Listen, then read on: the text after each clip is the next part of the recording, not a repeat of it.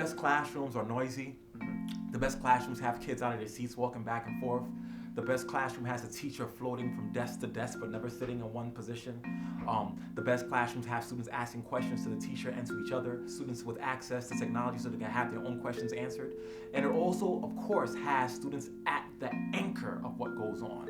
I think the role of the teacher and the effectiveness of the teacher is everything. Regardless of student background, regardless of race, of class, of gender, that an effective teacher is the most important factor in helping students learn.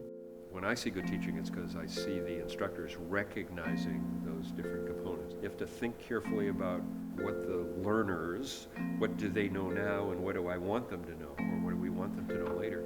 What's the best way to explain this idea to this audience, and how do I move them along in their understanding? Hi, I'm Ray. Hi, I'm Catherine. Hi, I'm Kevin. And we're master's students at the Harvard Graduate School of Education. We're talking to some of our professors and some illustrious people in the field to talk about what makes good teaching. We're going to be asking professors and our classmates, why are you passionate about education? What are some of the best qualities of teaching and best qualities in teachers? I think about the teachers that I see on a daily basis here, and I feel very fortunate to be inspired by them. I really look forward to seeing and finding out from others what they think, what makes a teacher good. And maybe this information can help out current and future teachers.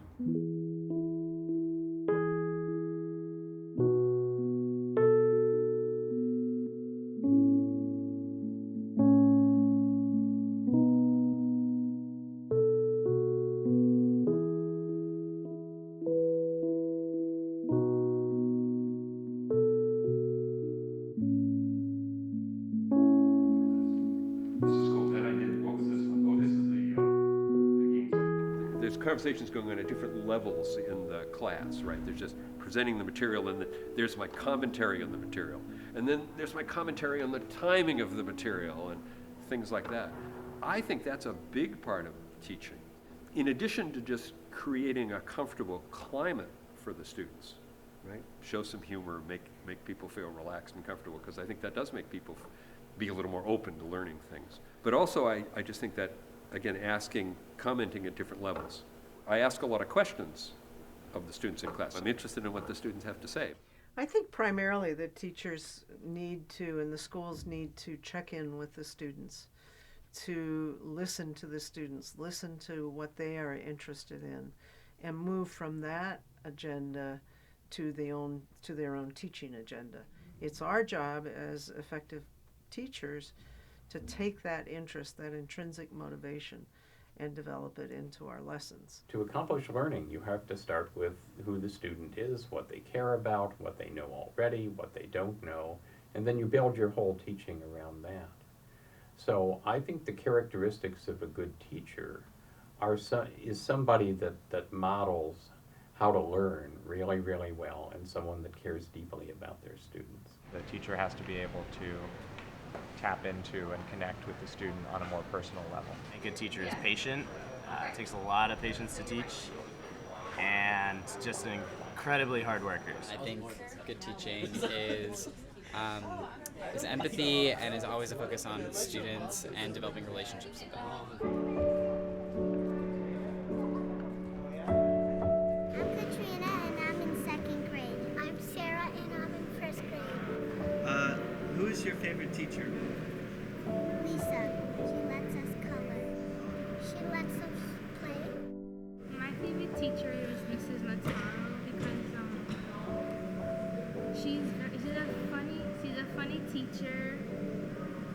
She explains things a lot. I think he's one of my favorites just because, not that he's strict, but he keeps focus on you to make sure you're doing your work. Well, she teaches us really big words and what they mean, so you can express your feelings more.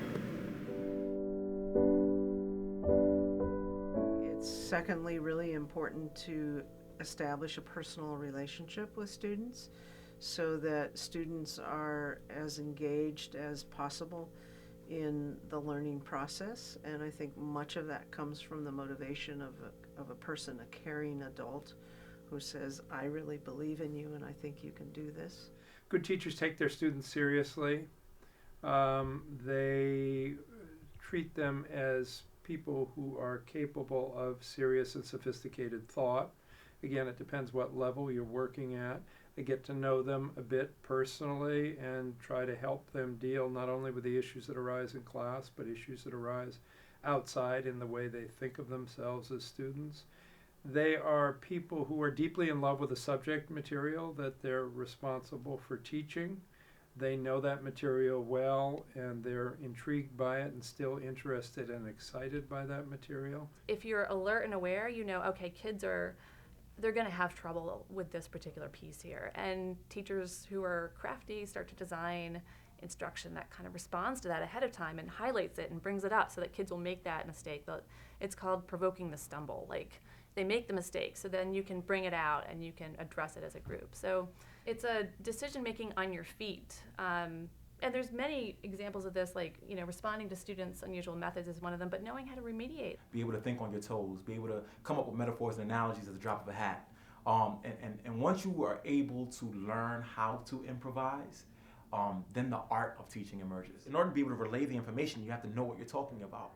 But the heart of it, can't be touched. The heart of it is abstract.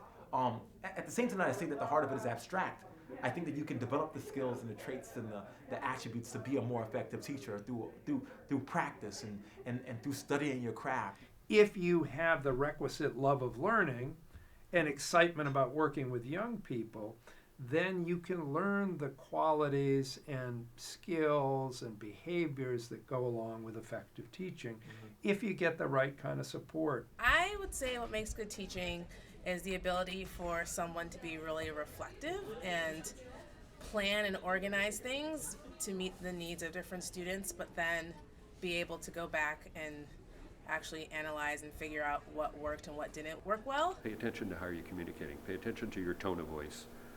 I hear myself a lot, you know, when I watch the videos. And mostly when I watch the videos, I pay a lot of attention to my timing. How long did you spend on this topic? Why did you spend 20 minutes on this and 10 minutes on that? And was that the right amount of time? It's so cool, like when you see teachers able to have their kids reason, think. The teacher is able to respond to those children and develop the ideas in a way that has this trajectory. Like, you can see where the teacher's going. We know that education, or having an education, is the way to level the playing field. We know that once, you know, let's make this personal. You know, I know that as a young person who grew up in Brooklyn and the Bronx, that there is a narrative about my life that was created for me before I stepped into it. I know that by virtue of my background and where I come from, there are places that I should not have gone. There are places that I should not have reached. There are places that I should have gone that people expect me to go. And the only reason why I can sit here and have a conversation with you today about education is because of the education I received. I'm very troubled by the kinds of inequities that I see in society. I'm troubled by poor decisions that adults make. I'm troubled by huge gaps between rich and poor. I'm troubled by a lot of challenges in the world that come out of people being ignorant. And my hope is that education can be a very powerful investment in helping people to move beyond those kinds of challenges and difficulties. I had access to a fairly high quality of education in my life, and yet I was a little bit different student, and that system didn't always work well for me and bring out the best in me. So I always felt we could do better with that. And I worked in situations where education would make all the difference in the lives of children in terms of giving them access to the kind of opportunity that I'd enjoyed by virtue of birth in this society. So it always was part of a conviction and a mission to use education as a strategy for achieving greater equity. We need a more adaptive solution, I think, to think about the fact that poor children and children from different races arrive at school with tremendously different knowledge of words, social capital, how things work in the world, and we're always trying to catch up. Difference exists in the world, but that different is not deficient. And if you understand that students in different spaces just learn differently, just understand differently, just based on their lifestyles, their experiences, their socioeconomic status, births, a certain different type of understanding. Once a teacher understands those things, they can be effective with anyone. I would say the highest level skill in teaching is being able to roll with what the kids say to you. So if a kid comes up with a really interesting non-standard approach, being able to understand in the moment, what is it they're saying? What kind of operation are they proposing to do? How do I respond to this? How do I connect it to what other kids may know? How do I make it available to other kids in the classroom? Really effective classrooms, obviously students are engaged. Obviously there's content being explored.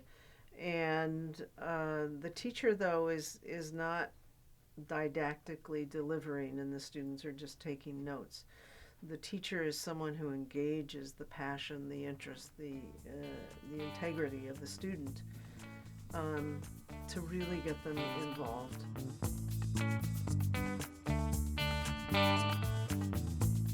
All of your kids in the classroom can learn. That needs to be one of the first things that needs to be established. So having that patience for children that learn at different rates. I also think you need to be very energetic. You need to be on your feet. I think you need to be in shape. A teacher showing that she really cares about you, that kind of fosters the responsibility to learn, and as well as kind of just wanting to show the teacher that you can meet the expectation. Because if nothing is asked of you, I think that also ties into how much you value yourself and your abilities. You wanna get a student to explore something on their own, to find something so that they can explore something on their own. I think really some of the best learning comes from your own interest and your own pursuits that you might do on your own time. Mm-hmm. So the extent that a teacher can spark that, I think, is a measure of success.